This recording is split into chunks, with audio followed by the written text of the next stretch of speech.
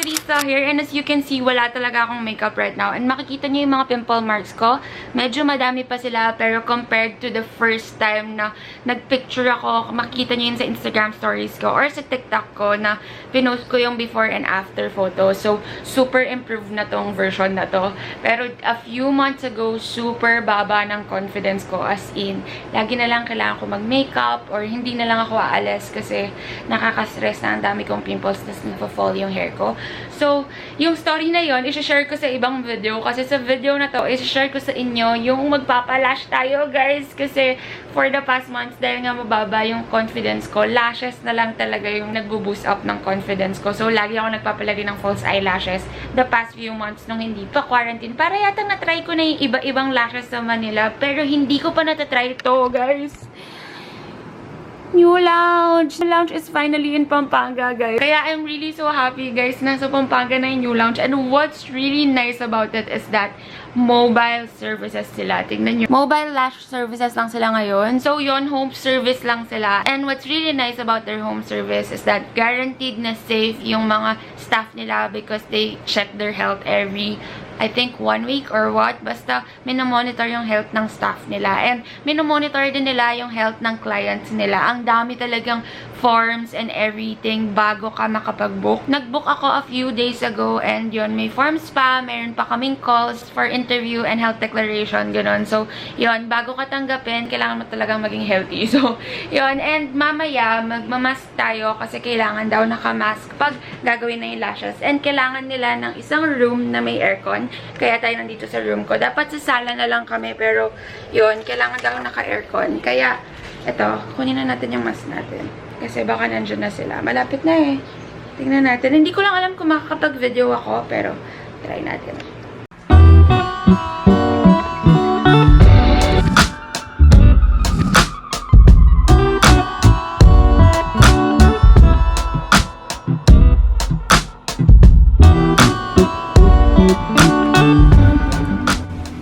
Finally done. Look.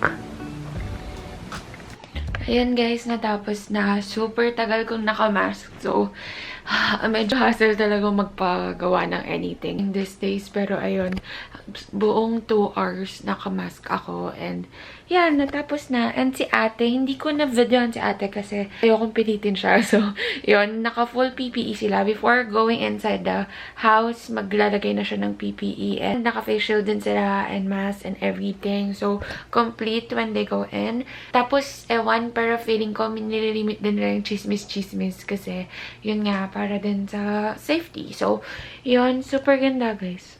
Ayoko pa siyang hawakan, pero ayun, they gave me this one.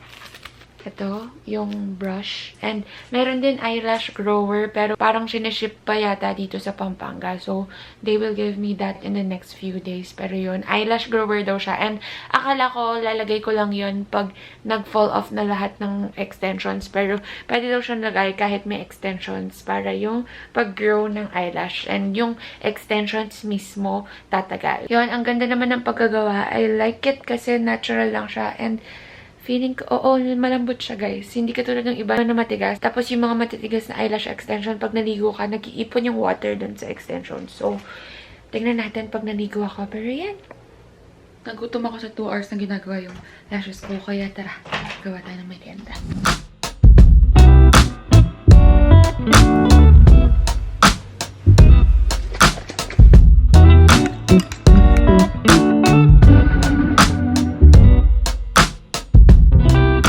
Guys, ang galing ko talaga mag-vlog.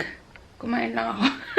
Naubos ko na lahat. Dapat kakain ako habang kausap kayo. Pero, well, ayun. Thank you so much for watching. I hope you enjoyed this video. I know it's a quick video. I just want to review ano talaga yung home service ng New Lounge and kung bakit ba lahat ng artista sa kanila nagpapagawa. Siguro update ko kayo sa Instagram dun sa life ng lashes and yung how it feels when you shower. Kasi yung iba, nagsastock yung water pag nagsha-shower ka. So, ang sakit sa mata. And, yun. Thank you so much for watching. I hope you enjoyed this video. Don't forget to like, subscribe, and hit that bell button, okay? See you in my next videos. Bye!